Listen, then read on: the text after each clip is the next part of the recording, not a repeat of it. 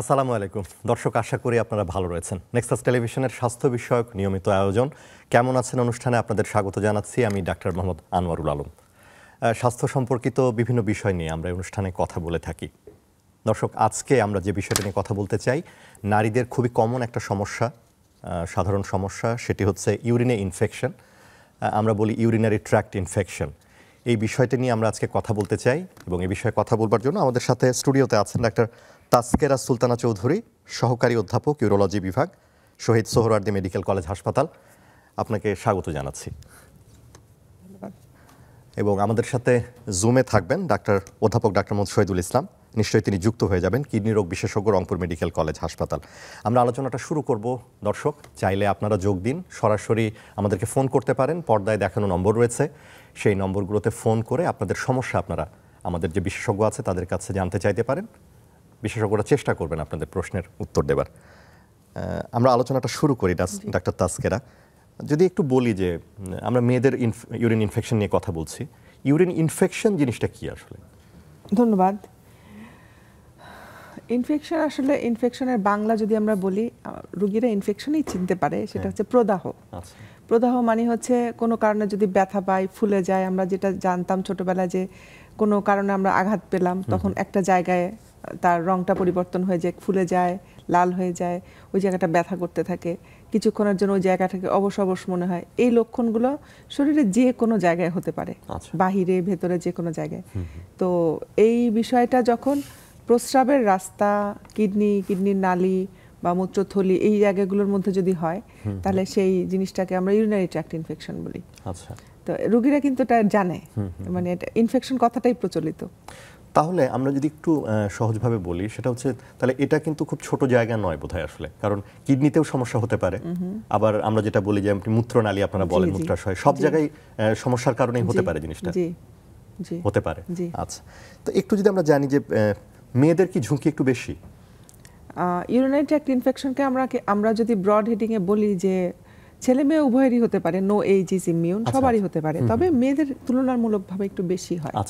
এটার কয়েকটা কারণ যদি আপনি অ্যালাউ করেন আমি বলি, সেটা হচ্ছে যে মেয়েদের আসলে মূত্রের যে নালীটা, রাস্তা যেখানে ফাইনালি যে ইউরিনটা বের হয়, সেই রাস্তাটা মাত্র 4 সেন্টিমিটার শর্ট, আর পুরুষদের এটা হচ্ছে 18 থেকে 20 সেন্টিমিটার। তো এবং এই নালীটার কাছাকাছি হচ্ছে মলদ্বারটা, একদম কাছাকাছি। তো নারীরা বিভিন্ন কারণে একটু ওভার এক্সপোজ থাকে, বিশেষ করে তাদের ভ্যাজাইনাল অরিফিসেও সবসময় জীবাণু থাকার একটা সুযোগ থাকে। তারপরে তারা মানে ময়েস্ট একটা ওয়েদারের ভিতরে থাকে, তারা কাপড় চোপড়, পোশাক আশাক এগুলো যেভাবে পরেন বা থাকেন, বা তাদের সময় মতো তারা মানে টয়লেট ভিজিট করেন না, অথবা সময় মতো তারা মলদ্বার খালি করেন না। ধরেন তাদের টয়লেটের মানে ন্যাচারাল কল আসলো, বাথরুমে যাবেন, কিন্তু তারা কাজের জন্য সময় মতো টয়লেটে গেলেন না। তো এটা কিন্তু খুব কমনলি আমরা পাই যে ভদ্রমহিলারা যাদের কনস্টিপেশন থাকে, রেগুলার মানে স্টুল ক্লিয়ারেন্সের যদি বিষয়টা তারা মেনটেন না করেন, আবার তার যদি এইজ বেশি থাকে বা অন্যান্য ফ্যাক্টরও থাকে ইউটিআই হওয়ার, ধরেন তার উপসর্গগুলো বাড়ারও তো কিছু ফ্যাক্টর আছে, সেটাও যদি থাকে, তখন এনাদের বেশি ইউটিআই হয়। তুলনামূলকভাবে ছেলেদের কম হয়, কারণ ছেলেদের ইউরেথ্রাটা লম্বা এবং হচ্ছে ছেলেদের ইউরিনারি ট্র্যাক্টে আসলে ঝুঁকিটাও কম। ঠিক আছে, ওদের মাসেল পাওয়ার ভালো, ওরা ক্লিয়ার করতে পারে ভালো। আচ্ছা, মানে এটা মানে এই জিনিসটা আসলে এই জিনিসটা আমার কাছে তো এই পেশেন্টগুলো অনেক বেশি আছে। আপনি যদি আমাকে আরেকটু ন্যারো করে দেন, তাহলে আমি আরো স্পেসিফিক বলতে পারি। হ্যাঁ, যেমন আমি যদি ভাগ করে বলি যে ধরেন মেয়েদের মধ্যে কোন মেয়েদের, ছোট বাচ্চা 0 to 5 ইয়ার্সের গার্ল, 5 to 12 এর একরকম, 12 থেকে পড়ে। তা আমি 12 বছরের নিচের মেয়ে বাচ্চাদের যদি ইনফেকশন বলি, তাহলে বলবো এই বাচ্চাদের আসলে মায়েদের বাচ্চাটার হাইজিন মেনটেন করা শেখাতে হবে। মা হয়তো তার হাইজিনটা মেনটেন করতে পারছে না, কারণ ইউরেথ্রা হচ্ছে বা শরীরের যে কোনো অরিফিস, নাক বলেন, কান বলেন, চোখ বলেন, প্রত্যেকটা অরিফিস কিন্তু ন্যাচারালি ময়েস্ট থাকে, মানে ভেজা ভেজা থাকে। এটা কেন লাগে? যেমন চোখের মধ্যে আমাদের, আমি দেখেন একটু পরপর আমরা পর্দা ফেলছি, মানে ওয়াইপারের মতো ধুলোগুলোকে সরিয়ে দেয়। কানের মধ্যে এক ধরনের ওয়াক্সি সিক্রেশন থাকে, যেটা যখন ধুলোবালি যায় সেটাকে সে মানে শরীর নিজেই এটাকে ঠিক করে নষ্ট করে, ক্লিন করে ফেলে। সেরকম মূত্রনালীর ভেতরেও কিন্তু মানে সবসময় ভেজা থাকে, ভিতরে অনেকগুলো গ্ল্যান্ড আছে। এই সিক্রেশনগুলো কিন্তু বিশেষ করে আমরা যখন বিশ্রামে থাকি রাতের বেলা বা 4 ঘন্টা 5 ঘন্টা কেউ যদি টয়লেটে না যায়, তখন তো ওই জায়গাটা বন্ধ থাকে। বন্ধ মানে কিন্তু ড্রাই হয়ে যাওয়া না, ওই ময়েশ্চার থাকে ভেতরে। এই সিক্রেশনগুলো কখনো কখনো দেখা গেল ইনফ্লামেশনের জন্য বা তার কাজকর্ম ছোটাছুটি দৌড়াদৌড়ির জন্য অনেক সময় সিক্রেশনগুলো বাড়ে। এই সিক্রেশনগুলো বাচ্চাদের বাইরে চলে আসে, সেই সিক্রেশনগুলো মাকে ক্লিন করতে হয়। মানে হাইজিন সেটা বাচ্চাটা নিজেই করবে অথবা মা তাকে করে দিবে। ছোট বাচ্চা ওরা তো এটা বুঝেও না, এটা বাবা মাকেই, এটা ছেলে বাচ্চাদেরও হয় মেয়ে বাচ্চাদেরও হয়, তখন ওইটার জন্য একটা ইনফরমেশন হতে পারে। নাম্বার 2 খুবই কমন হচ্ছে টয়লেট ট্রেনিং। এটা হচ্ছে যে একটা বাচ্চা যখন টয়লেট মানে তার মানে মলটাকে বের করবে, এটা কিন্তু একটা বড় একটা ডাইনামিক। এবং মলটা জিনিসটা দেখেন, একটা শরীরে বিপাক প্রক্রিয়ার পরে যে বর্জ্যগুলো তৈরি হয়, যেটা পানীয় সেটা ইউরিন দিয়ে যায়, যেটা শক্ত সেটা কিন্তু মল হয়ে যায়, আর যেটা গ্যাস সেটা নাকের নিঃশ্বাসের সাথে বের হচ্ছে। এখন এই বর্জ্যটা যদি ক্লিয়ারলি প্রতিদিন তার যেটুকু এক্সট্রা তৈরি হচ্ছে বের না হয়, ওটা কিন্তু মুখে এসে আটকে থাকে। তো ওইটার জন্য হয় কি, বাচ্চাটা বারবার টয়লেট যায়, তখন বাচ্চাটা যায় কিন্তু ক্লিয়ার করতে পারে না, বারবার পানি ইউজ করতেছে, ভিজে থাকছে জায়গাটা, এটা একটা বিষয়। ঠিক আছে। এবং টয়লেটটা যখন লোডেড থাকে ওইখান থেকে কিন্তু জীবাণুটা লোডও থেকে যায়। ফলে যে বাচ্চাগুলো মেয়ে বাচ্চাগুলোর 12 বছরের নিচে ইউটিআই একবার হয় 2বার হয়, আমরা অবশ্যই তাদেরকে পুরোপুরি তাদের হিস্ট্রিটা দেখি। তাকে শুধু একটা ওষুধ দিয়ে অ্যান্টিবায়োটিক দিয়ে তাকে বাড়ি পাঠিয়ে দিলে হবে না কিন্তু, কারণ তাকে আমাদেরকে তার মাকে শিখিয়ে দিতে হবে যে ওর কেন হচ্ছে, তাহলে সে একটা উপকার পাবে। আর ধরেন 5 থেকে 7% নিচে সত্যিকারভাবে কিছু ত্রুটি থাকে যেটার জন্য ইউটিআই বেশি হয়, তো সেটার সংখ্যা বেশি না, ওগুলো কনজেনিটাল ত্রুটি। আর এরপরে 12-14 বছরের পরে মেয়েদের যেটা হয় সেটা হয় হরমোনাল কারণে হয়।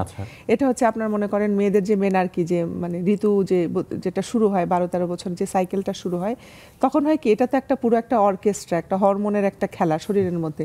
মানে সে একটা শিশু থেকে পরিণত কিশোরী হচ্ছে, তখন তার ওই হরমোনের কারণে তার তলপেটে সেখানে মানে ভেনাস এনগর্জমেন্ট হয়, ওখানে তার মাসেল ডেভেলপমেন্ট হয়, ওভারিগুলা ডেভেলপ হয়, তখন বিভিন্ন কারণে তার তলপেট ব্যথা করে, তার মানে অস্বস্তি ভাব হয়, তার একটা নতুন একটা পরিবর্তন আসে।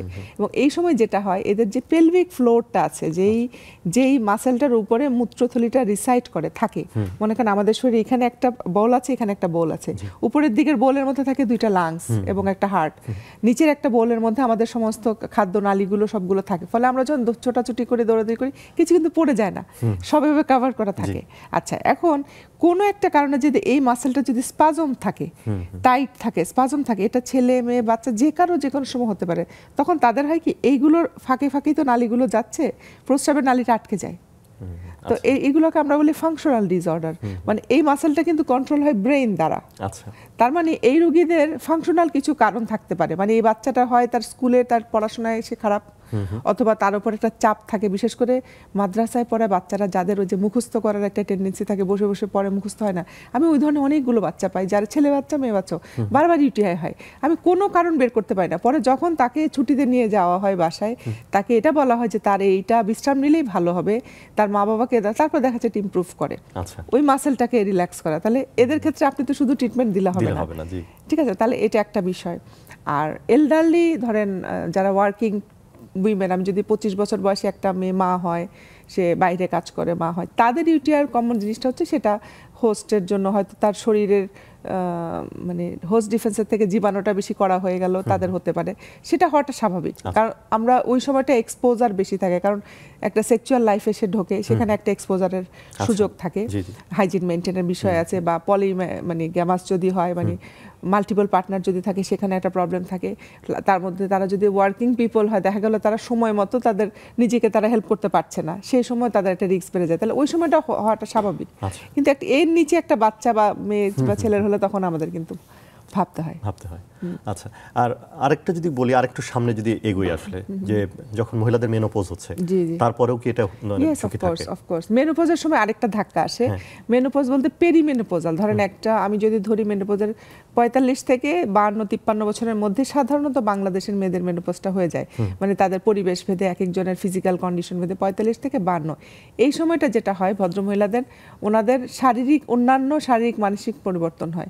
তখন তাদের হয় কি, তারা ওয়েট গেইন করে, তাদের পিরিয়ডটা আস্তে আস্তে ইরেগুলার হতে থাকে, অথবা কারো কারো পিরিয়ডটা এমনই ইরেগুলার হয় যে তাদের অনেক ব্লিডিং বেশি হয়, অথবা তাদের ওখানে দেখা গেল তাদের সিস্ট ডেভেলপ করে, ওভারিয়ান সিস্ট হয়। ওই সময়টা মেয়েরা খুব পাজলড হয়ে যায়, মানে আমি দেখি যে ওনারা খুব ছোটাছুটি করেন, একবার এই গাইনোকোলজিস্ট আরেকবার আরেকজন দেখাতে থাকেন। একজন বলে ঠিক আছে এটা থাকুক, ঠিক হয়ে যাবে, কয়েকদিন পর তো আপনার সাইকেল বন্ধ হবে। তখন ওনারা বিভিন্ন ধরনের ওষুধ ট্রাই করেন, হরমোনাল একটা ইমব্যালেন্স তৈরি হয়ে যায়। দেখা গেল কোন একটা মাসে ওনার হিউজ ব্লিডিং হলো, তার মাসে আবার নাই। তো এই সময়গুলোর মধ্যে হয় কি তাদের এনিমিয়া ডেভেলপ করে, নিউট্রিশনাল ডেফিসিয়েন্সি ডেভেলপ করে। আর অ্যারাউন্ড 45 সাধারণত বাংলাদেশে এখন যে অবস্থা, একটা মহামারী আকারে এখন ডায়াবেটিস, তারপরে হাইপারটেনশনও কম যায় না, hypertension, diabetes, obesity, lifestyle disease, মানে আমাদের বিএমআই কিন্তু এখন বেশ, মানে আমরা পুরাপুরি সবারই বিএমআইটা শিফট করছে কিন্তু, 25-এর কাছাকাছি চলে যাচ্ছে, আগে 21-এর নিচে ছিল সবার এই বিষয়গুলো। তারপরে আমাদের সেডেন্টারি লাইফস্টাইল, আমরা হাঁটাচলা করি না, কনফাইন জায়গায় থাকি, ফলে ফিজিক্যাল উইকনেস, ফিটনেসটা কমে যায়, এই জন্য এনাদের বেশি হয়। আচ্ছা, আসছে আপনার কাছে। আমাদের জুমে আমাদের সাথে অধ্যাপক ডাক্তার শহীদুল ইসলাম যুক্ত হয়েছেন। অধ্যাপক ডাক্তার শহীদুল ইসলাম শুনতে পাচ্ছেন নিশ্চয়ই আমাদেরকে? জি, শুনতে পাচ্ছি। জি, ভালো আছেন আশা করি? আলহামদুলিল্লাহ, আপনারা ভালো আছেন? জি, আপনার কাছে আমাদের তো আজকের বিষয় নারীদের প্রস্রাব ইনফেকশন। তো আপনি রংপুর মেডিকেল কলেজে আছেন, সেখানে আপনি কাজ করেন। তো আপনার কাছে যে রোগীগুলো আসে সাধারণত কোন কোন লক্ষণগুলো নিয়ে বেশি আসে আপনার, বা কোন বয়সী রোগীরা আসেন যদি একটু আমাদের বলেন? রোগীরা তো দুইভাবে আসে, একটা হলো বহির্বিভাগ দিয়ে আর একটা হলো অন্তর্বিভাগ দিয়ে। জি। তো স্বভাবতই অন্তর্বিভাগ দিয়ে সরাসরি যারা ভর্তি হয় এরা জটিল পরিস্থিতি নিয়ে ভর্তি হয়। জি জি। আর বহির্বিভাগ দিয়ে যারা আসে সাধারণত খুবই কমন একটা বিষয়, ইউরিনারি ইনফেকশন, ফিমেলদের বিশেষ করে তো অনেক কমন মেলদের থেকে। জি। এটার কমন যে জিনিসগুলো নিয়ে আসে, যেমন ঘন ঘন প্রস্রাব হওয়া, তারপরে রাত্রে ঘুম থেকে প্রস্রাব থেকে ওঠা, প্রস্রাবের জ্বালাপোড়া, প্রস্রাবের চাপ হলে প্রস্রাব ধরে রাখতে না পারা, আচ্ছা, তারপরে হাঁচি কাশি দিলে অনেক সময় প্রস্রাব লিক করে, সেরকমের প্রস্রাবের সমস্যাগুলো আছে। জি জি। এটাই হলো বহির্বিভাগের রোগীগুলো মেইনলি নিয়ে আসে। আচ্ছা। আর যেটা অন্তর্বিভাগে ভর্তি হয় সেটা সাধারণত দেখা যায় তীব্র জ্বালাপোড়ার সাথে সাথে রক্তপাত হওয়া, অতিরিক্ত তলপেটে ব্যথা হওয়া, জ্বর, এই সমস্যাগুলো নিয়ে বেশি আসে। আচ্ছা, তো একটু আপনার কাছে আসি যে আসলে এই যে আপনি লক্ষণগুলো বললেন, আসলে চিকিৎসকের কাছে কখন যাওয়া উচিত? অনেকের তো অনেকবার এরকম এই ধরনের সমস্যা হয়, মেয়েরা প্রায়ই হয়তো ভুগে থাকেন, এই যে জ্বালাপোড়ার কথা আপনি বললেন বা ব্যথার কথা বললেন, এগুলো নিয়ে কিন্তু ভুগে থাকেন। তাহলে আসলে যাওয়া উচিত কোন সময় চিকিৎসকের কাছে? হ্যাঁ, আমরা আসছি। অধ্যাপক সুগম, একজন দর্শক আছেন আমাদের সাথে, আমরা প্রশ্নটা নিয়ে নিই। যে দর্শক, আপনার পরিচয় দিন, প্রশ্নটা করুন। আসসালামু আলাইকুম। ওয়ালাইকুম আসসালাম। ভালো আছেন? জি জি জি, আমি ওই যে সরাসরি আপনাদের এই চ্যানেলে আসি, তো মানে অনুষ্ঠানটা আমার কাছে খুব ভালো লাগলো, কথাগুলো শুনে যেত নারী বিষয়ক। কিন্তু আমার ওয়াইফ একজন ফাইলেরিয়া রোগী। জি। কিন্তু পাটা অনেক ফুলে গেছে, আমি অনেক চিকিৎসা করার পরেও সুস্থ হচ্ছে না। প্রায় আমি 5 থেকে 7 লক্ষ টাকা খরচ করছি তার পায়ের পিছনে।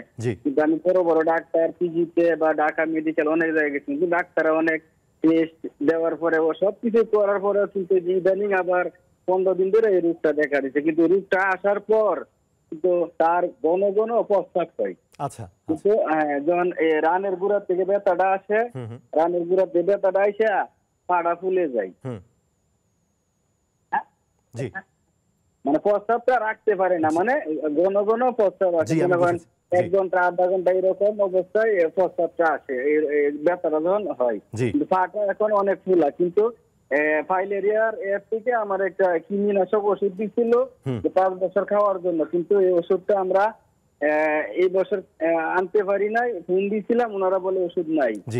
আমরা এই ওষুধটার বাইরে পাওয়া যায় না, তো সরকারি ওষুধ বাইরে থেকে কিনা যায় না, এটা নিয়ে আমরা খুবই দুশ্চিন্তায় আছি। কিন্তু এটা একটা ব্যায়াম দিছে, 12 রকমের ব্যায়াম, হয়তো আমরা সবসময় এটা করতে পারি না। এখন যে সমস্যাটা সেটা নিয়ে কি প্রশ্ন করতে চাইছেন, যে ঘন ঘন প্রস্রাব হচ্ছে বা ব্যথা হচ্ছে? জি জি জি, মানে ঘন ঘন প্রস্রাব আছে। যে ক্ষেত্রে করণীয় কি, তাই তো? অধ্যাপক ডাক্তার শহীদুল ইসলাম, প্রশ্নটা কি পেয়েছেন?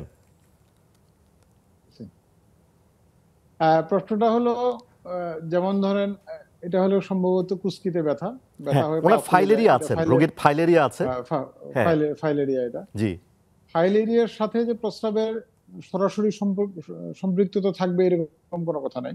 ফাইলেরিয়ার সাথে মেইন সম্পৃক্ততা হলো দুধের মতো প্রস্রাব যেটা হওয়া, সেই ধরনের সমস্যা আছে কিনা সেটা আমরা প্রশ্নটা পাইনি। তো ফাইলেরিয়ার সাথে কথা দেয় যে সাধারণত শরীরের যে রক্তনালীর একটা অংশ হলো চর্বি বহন করে একটা নালী আছে, লসিকা নালী বলে।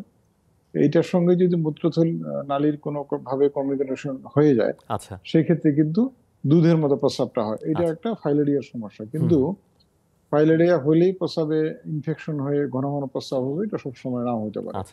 অথবা যদি হয় এটা প্রস্রাবের সঙ্গে ইনফেকশনের সঙ্গে সম্পর্কযুক্ত প্রাথমিকভাবে মনে হয়। আর ফাইলেরিয়ার চিকিৎসার বিষয় যেটা বলেন, ওষুধ পাওয়া যায় না। ডাইইথাইল কার্বামেজিন ওষুধটা এখন আস্তে আস্তে আসলে ফাইলেরিয়া জিনিসটা নির্মূলের পথে, এই জন্য ওষুধগুলো সেভাবে সরবরাহ কিন্তু এখন নাই। অনেকে আবার কালোবাজারিতে অনেক সময় ইন্ডিয়া থেকে ওষুধগুলো আসে, সেগুলো হয়। ট্রিটমেন্ট প্রোটোকল এখন কিছু কিছু চেঞ্জ হয়ে গেছে, ফলে আগের যে আমাদের ডাইইথাইল কার্বামেজিন ওষুধটা পাওয়া যেত, সেটা ছাড়াও কিন্তু এখন ট্রিটমেন্ট করা সম্ভব। ট্রিটমেন্ট সিস্টেমটা একটু চেঞ্জ হয়ে আসছে। ধন্যবাদ। জি, তাহলে আমার মনে হয় দর্শক, আপনি এটা যেহেতু আপনার ইউরিনের সমস্যা, হয়তো একজন ইউরোলজিস্টের সাথে উনি কথা বলতে পারেন, ফোনে কথা বলা যাবে না। যে আপনি একজন আসলে কিডনি রোগ বিশেষজ্ঞের সাথে যোগাযোগ করুন, তাকে দেখান, নিশ্চয়ই সেখান থেকে আপনি একটা সমাধান পাবেন। আলোচনাটা আমরা চালিয়ে নেব, তবে একটা বিরতি নিতে চাই। কেমন আছেন অনুষ্ঠানে একটা বিরতিতে যাচ্ছি দর্শক, কিছুক্ষণ পরে ফিরে আসছি।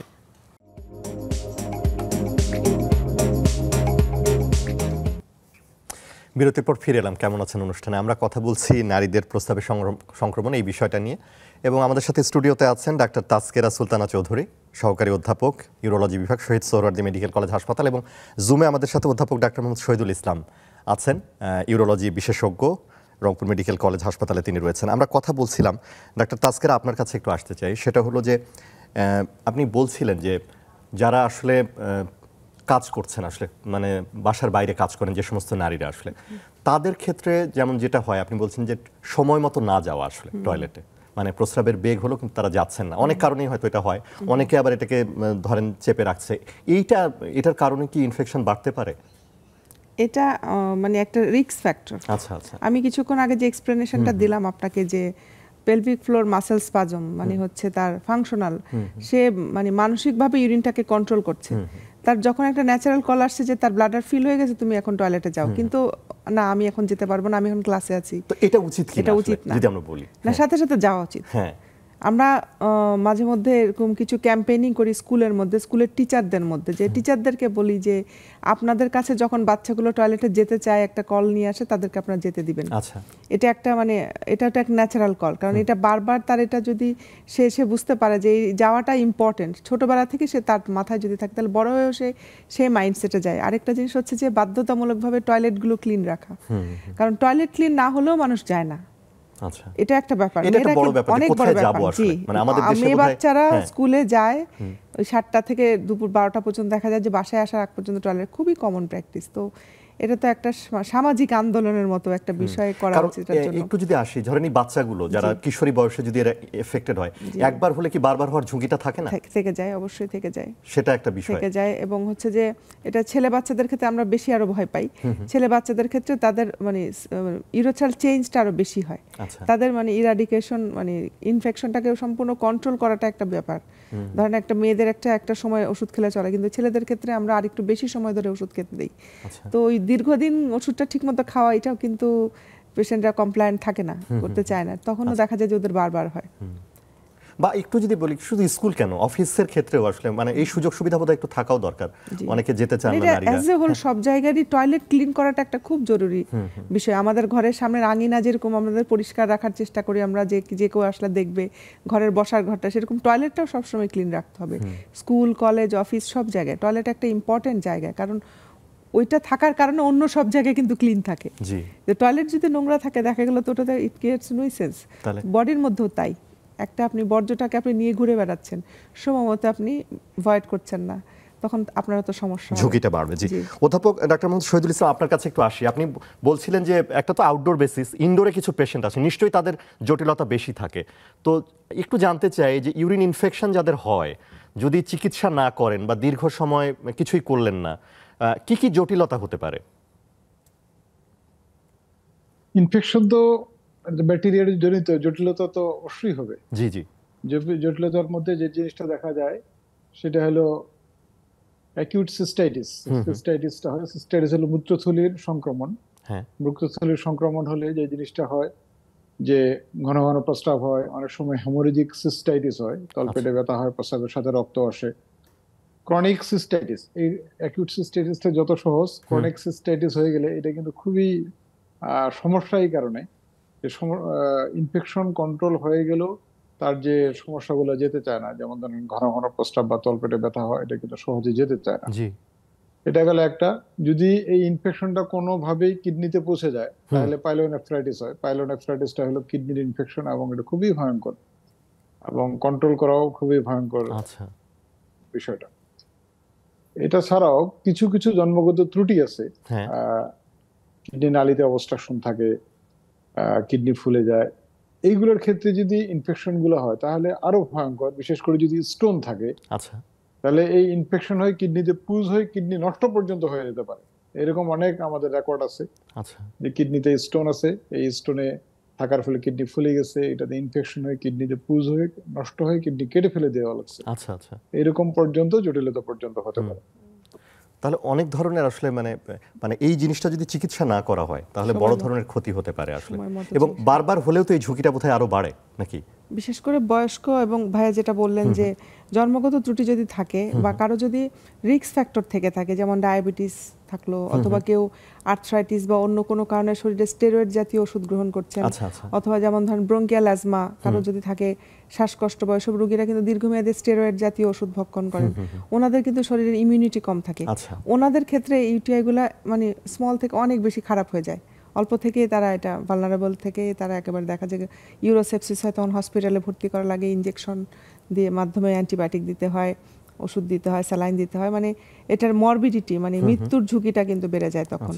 প্লাস হসপিটালে থাকতে হয় তাদের অনেক দিন, হয়তো ছোট একটা বিষয় কিন্তু এটা সময় মতো যদি অ্যাড্রেস করা না যায়, সেটাই আমরা বলছি যে একটা ছোট জিনিস। তাহলে একটু যারা বিশেষ করে ডায়াবেটিস আপনি বলছেন বা যাদের একটু রোগ প্রতিরোধ ক্ষমতা কম, তাদের ক্ষেত্রে বিশেষ করে এই ধরনের যেগুলো লক্ষণ আপনারা বললেন আসলে, তাহলে হয়তো দ্রুত চিকিৎসকের কাছে যাওয়া উচিত।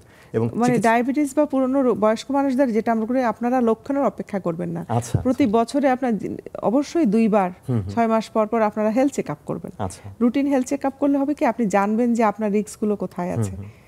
হেলথ চেক আপটা নিয়মিত করলে তাহলে তারা এরকম বিপদে পড়বেন না। আচ্ছা, একটু ইউরিন আমরা জানি যে ইউরিন পরীক্ষা করা যায়, একটা আমরা জানি যে রুটিন একটা এক্সামিনেশন, সেটা করে কি বোঝা সম্ভব যে ইনফেকশন আছে কিনা? অবশ্যই। প্রথমটা হচ্ছে যে ইনফেকশন হয়ে গেলেই সেটা ইউরিনে আসে, কিন্তু সবসময় এটা নাও হতে পারে। আপনি যে এখানে টেস্ট করলেন আসলো না, কিন্তু রোগী কিন্তু সিমটম আছে। আর ইউটিআইটা অ্যাসিমটোম্যাটিকও হতে পারে, যে রোগীর ভালো মতোই ইনফেকশন আছে বাট রোগী শো করছে না, যেমন এটা ডায়াবেটিক রোগীরও হয়, এটা প্রেগন্যান্ট উইমেনদেরও হয়। তো সেই ক্ষেত্রে আমরা যদি আগে থেকে বুঝতে পারি যে ওনার সিমটম আছে, একটা রিস্ক এসে যায়, তখন কিন্তু আমরা তার ওই সিমটমের সাথে যদি নেগেটিভ রেজাল্ট আসে আমরা অনেক সময় ওষুধ দিয়ে দিই। আবার অনেক সময় ঔষধ আমরা তখনও দেই না, রোগীর পজিটিভ আসতেছে তাও আমরা ওষুধ দেই না, দেখলাম যেটা আনকমপ্লিকেটেড একটা বিষয়, তখন আমরা তাদেরকে বলি যে আপনি পেশাব জ্বালা পড়ার ওষুধ খান, ব্যথার ওষুধ খান, 1-2 দিন পরে যদি কালচারে গ্রোথ না আসে তাহলে আমরা দিব না অ্যান্টিবায়োটিক। কিন্তু চিকিৎসকের পরামর্শ নিয়েই ওষুধগুলো খেতে হবে। এই প্রসঙ্গে আসি অধ্যাপক ডক্টর শহীদুল ইসলাম, সেটি হচ্ছে যে যেটা হয় আমাদের দেশে, এই যে পেশাবে জ্বালা পোড়া হলো, ফার্মেসিতে গেল, সে একটা অ্যান্টিবায়োটিক দিয়ে দিল, এবং সেই অ্যান্টিবায়োটিক হয়তো 2 দিন 3 দিন 1 দিন খেলো আসলে। তো এরকম পান কিনা, বা আসলে এই অ্যান্টিবায়োটিকগুলো আসলে কতদিন খাওয়া উচিত, বা আসলে কিভাবে খাওয়া উচিত চিকিৎসকের পরামর্শ নিয়ে? এটা খুবই একটা কমন ট্রেন্ড। তার কারণ হলো একটা যে রিমোট জায়গায় বসবাস করতেছে, স্বাস্থ্য সুবিধা থেকে দূরে, এই মানুষটা আমি তো দোষ দিতে পারবো না, তার প্রস্রাবের জ্বালা পোড়া, সে দোকানে চলে গেল, দোকানে একটা অ্যান্টিবায়োটিক দিয়ে দিল। এটা কিন্তু খুবই কমন বাংলাদেশে। এবং রিমোট শুধু বলবো না, শহরেও কিন্তু এটা কমন। ডাক্তারের কাছে যাওয়া তো একটু বেশ ভেজাল বিষয়, তারপরে একটা খরচের বিষয় আছে, হাসপাতালে গেলে একটা সময়ের বিষয় আছে, সবগুলো মিলিয়ে কিন্তু রোগী সহজ একটা সমাধান চায়। সহজ সমাধান হলো প্রস্রাবে জ্বালা পোড়া করছে, একটা অ্যান্টিবায়োটিক খেয়ে নিই। এই যে ট্রেন্ডটা, এই ট্রেন্ডটা কিন্তু যুগ যুগ ধরে চলে আসছে। আমরা ছোটবেলা দেখে আসছি, এখনো দেখছি। এইটা খুবই বিপজ্জনক। বিপজ্জনক এই সেন্সে যে আমরা যেই ওষুধটা ছোটবেলায় আমি দিয়ে দিতে দেখছি সিপ্রোফ্লক্সাসিন, খুব ভালো কাজ করতো, হয়তো 1 সপ্তাহের জন্য দিয়ে দিল। এটা কিন্তু যখন রোগীর 3টা-4টা খেলেই কিন্তু বেশ কমফোর্ট ফিল করে এবং ভালো থাকে, হয়তো ইনফেকশন সেরে গেছে বা মাঝামাঝি পর্যায়ে আছে, এই রোগীরা কিন্তু ভালো থাকলো। ইনফেকশন তার ক্লিয়ার হলো না, থেকে গেল, এটা 1 মাস পরে আবার নতুন করে সিমটম নিয়ে আসছে, এই যন্ত্রণা থেকে সে মুক্তি পাচ্ছে না। তার কারণ হলো ইনফেকশনটা কমপ্লিটলি আমরা ট্রিট করতে পারছি না। এই সিপ্রোফ্লক্সাসিন খেতে খেতে এখন দেখা যাচ্ছে দোকানে গেলে কিন্তু এখন ওই সিপ্রোফ্লক্সাসিনই দিচ্ছে, বা অন্য একটা ড্রাগ দিচ্ছে। আমরা কিন্তু তার ট্রেন্ডটা জানি না যে আসলে কোন ওষুধটা এখন বেশি কাজ করতেছে ইউরিনারি ইনফেকশনের জন্য। ফলে সিপ্রোফ্লক্সাসিন এখন ম্যাক্সিমালি রেজিস্ট্যান্ট, কাজ করে না, কিন্তু আমি দিয়ে দিলাম, ফলে এই রোগীটা কিন্তু রিলিফ পাচ্ছে না।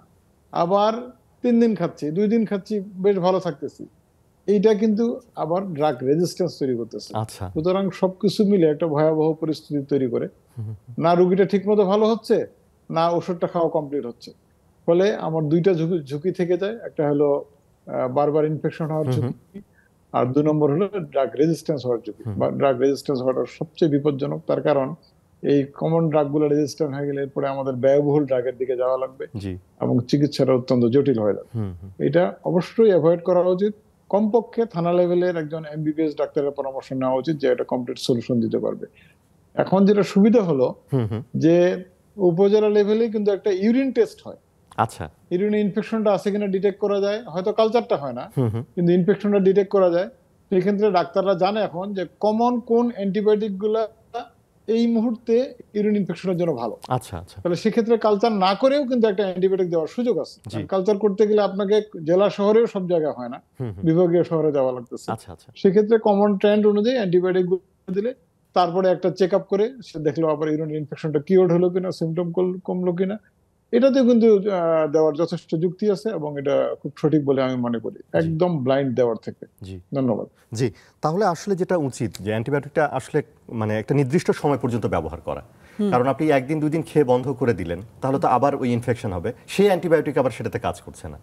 তাহলে এটা খুব জরুরি, ওনার পেশেন্টের জন্য জরুরি। আবার এটা তার সারাউন্ডিং এ যারা থাকছে ওই ওষুধটা কিন্তু ওই এনভায়রনমেন্টেও তা সে হয়ে যাচ্ছে, মানে রেজিস্ট্যান্ট হয়ে যাচ্ছে। ড্রাগ রেজিস্ট্যান্ট অর্গানিজমগুলো, মানে তার জীবাণুগুলো তো এনভায়রনমেন্টে যাচ্ছে, সেগুলো ওই ড্রাগে রেজিস্ট্যান্ট হয়ে যাচ্ছে। তো MRSA বলে একটা যে মানে একটা কমন টার্ম আছে আমাদের, যে মাল্টি ড্রাগ রেজিস্ট্যান্ট যে ব্যাকটেরিয়া যেগুলো, এটা নিয়ে সারা বিশ্বে এটা অনেক ব্যয়বহুল একটা প্রোটোকলের মধ্যে পড়ে যাচ্ছি আমরা। আমাদের ব্যবহৃত ওষুধের সংখ্যা অনেক কমে যাচ্ছে, যে আমরা এখন অনেক দামি ওষুধে সুইচ করতে হচ্ছে পেশেন্টকে ভালো করার জন্য অনেক সময়। এবং একটা সময় বোধহয় এরকম হবে যে এই দামি ওষুধগুলো তো হয়তো কার্যকর থাকবে না, হয়তো সেটাও হতে পারে আসলে। জি, আমরা আরেকটা বিরতিতে যেতে চাই। দর্শক কেমন আছেন অনুষ্ঠানে আরেকটা বিরতি নিচ্ছি, কিছুক্ষণ পরে ফিরে আসছি।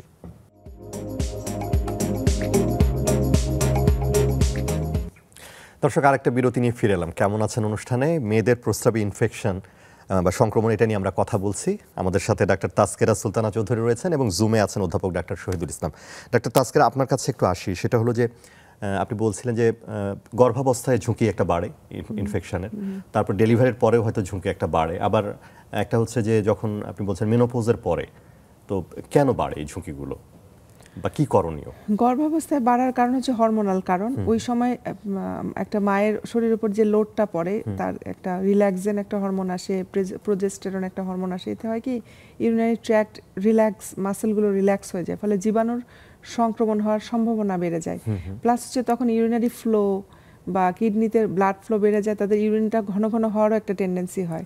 এবং বাচ্চাটা যখন 5 মাস ওভার বড় হয়ে যায়, মানে 5 মাসের পরে কিন্তু বাচ্চার সাইজ, মাথার চাপের জন্য তখন ঘন ঘন সে টয়লেটে যায়। তো বারবার টয়লেট ভিজিট করলে হয় কি তার জায়গাটা ভেজা থাকে, ওটাও একটা ব্যাপার। আবার বারবার কেন টয়লেট করছে সেটা আরো কারণ হতে পারে, মায়ের দাঁড়ানোর সময় পায়ে পানি আসে, সেই মারাও যখন আবার সে বিশ্রামে যাবে তখন তার বারবার টয়লেট হবে।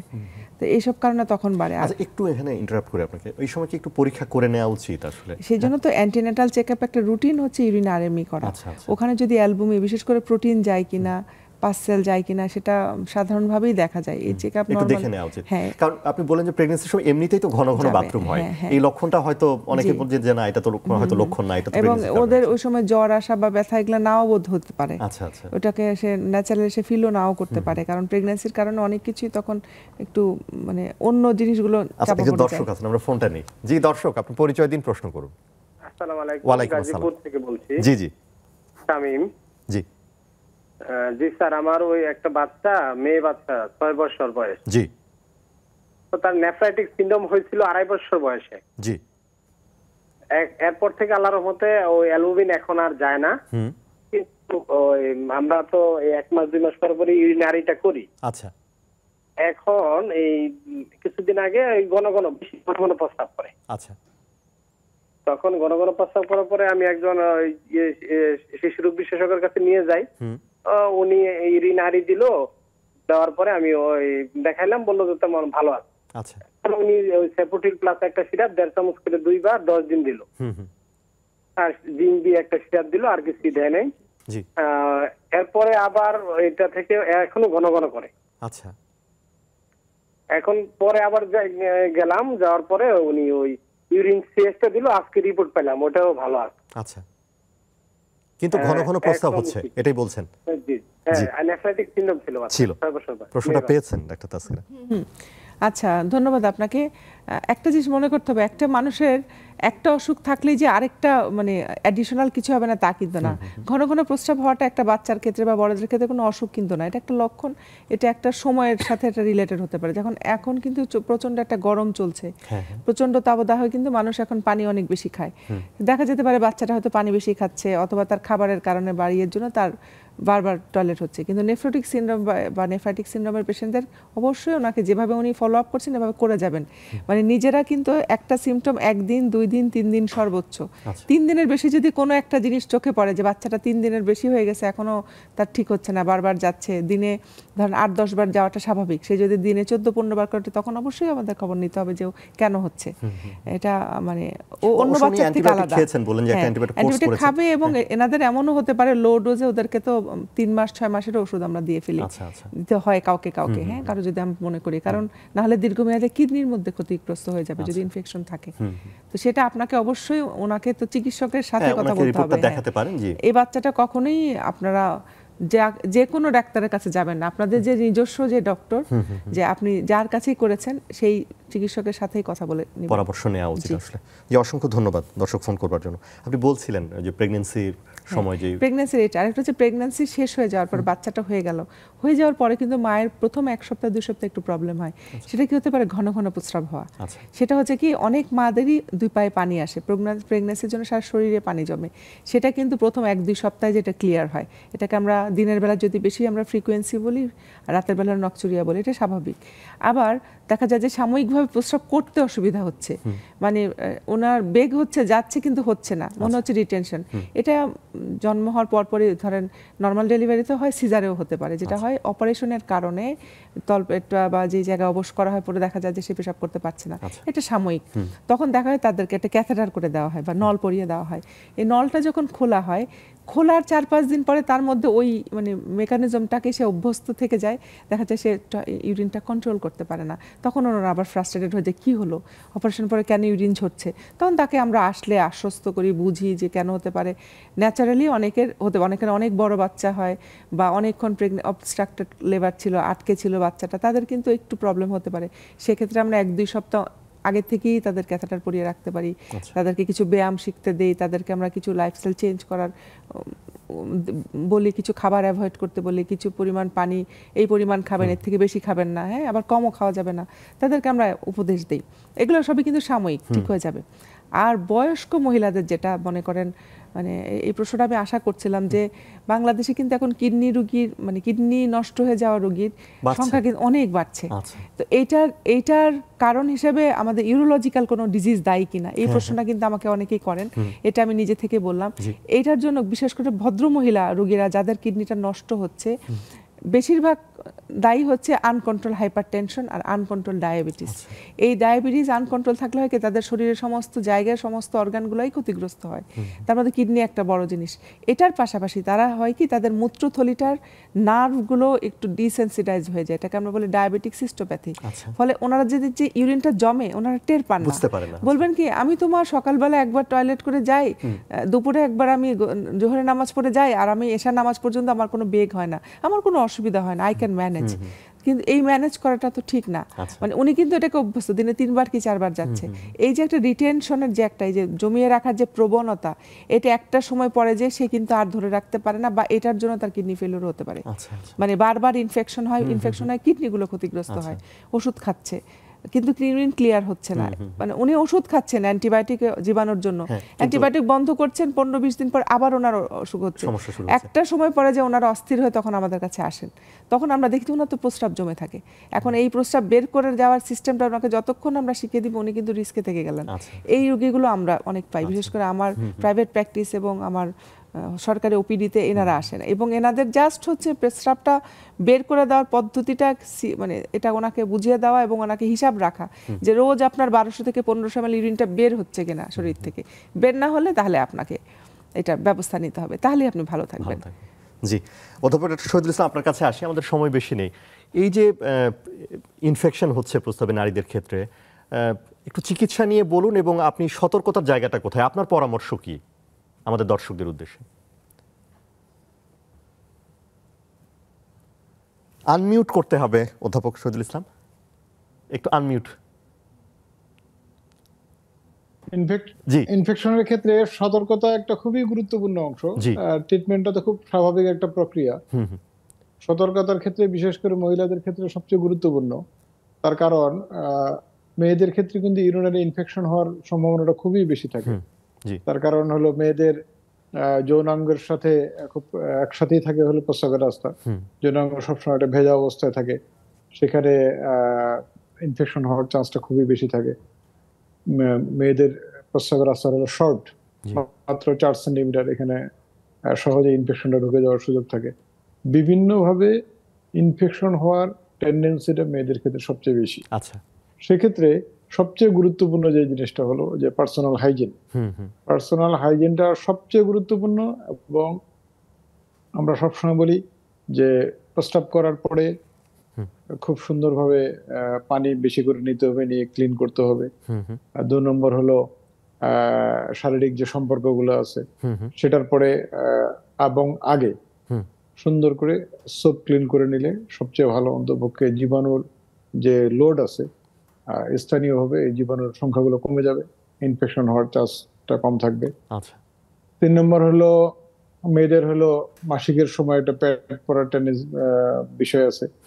সেই পেটটা যদি ডার্টি হয় অথবা পেটটা যদি ফ্রিকুয়েন্টলি চেঞ্জ না করা হয়, তাহলে কিন্তু ইনফেকশন হওয়ার সম্ভাবনাটা বেড়ে যায়। মেইনলি ওখানকার এনভায়রনমেন্টটা পরিষ্কার রাখা দরকার। আর তো কমন একটা টেন্ডেন্সি হলো যে একটা যার ব্লিডিং বেশি হয় সে সরাসরি টিস্যু পেপার ইউজ করতেছে। টিস্যু পেপারটা তো খুবই বিপজ্জনক, টিস্যু পেপার তো কোনো ক্লিন না। এটা আমরা একদম মানে স্বাস্থ্যসম্মত একটা জিনিস আমি বলবো না। সেক্ষেত্রে এই জিনিসটা অ্যাভয়েড করা খুবই দরকার। আমরা এরকমও বলি যে আপনি যদি কিছু নাও করেন, এডিশনাল যদি কিছু নেওয়া লাগে, দরকার হলে ক্লিন একটা পরিষ্কার কাপড় নেন, প্যাডের সাথে অতিরিক্ত একটা পরিষ্কার কাপড়টা, কিন্তু টিস্যু পেপারটা ইউজ করেন না, বা যেটা ডার্টি কোনো ম্যাটেরিয়াল সেটা ইউজ করবেন না। ফ্রিকুয়েন্টলি প্যাডটা চেঞ্জ করেন। এটা কিন্তু একটা মেয়ে বুঝে যায় যে কোন লেভেলটাতে গেলে তার ইনফেকশন হয় বা হয় না, এটা তো সবাই বোঝে। এতটুকু যদি নিজে সচেতন থাকে, এটা কিন্তু মেইনটেইন করা সম্ভব। জি, অসংখ্য ধন্যবাদ অধ্যাপক ডক্টর শহীদুল ইসলাম। আমাদের সময় একেবারে শেষ। ডাক্তার তাসকিরা সুলতানা চৌধুরী, আপনাকেও ধন্যবাদ আলোচনায় যোগ দেওয়ার জন্য। পরবর্তীতে আবারও কথা বলা যাবে এটা নিয়ে। আজকে আমাদের সময় একেবারে শেষ। দর্শক, সেটি যেমনটা আমাদের বিশেষজ্ঞরা বলছিলেন যে একটু সচেতন হতে হবে নারীদের ক্ষেত্রে। সচেতনতার কোনো বিকল্প নেই, যেটি আমরা বারবার বলি। তাহলে কিন্তু এই যে ইউরিনের সংক্রমণ থেকে আমরা রেহাই পেতে পারি। আপনারা ভালো থাকবেন, সুস্থ থাকবেন। ধন্যবাদ।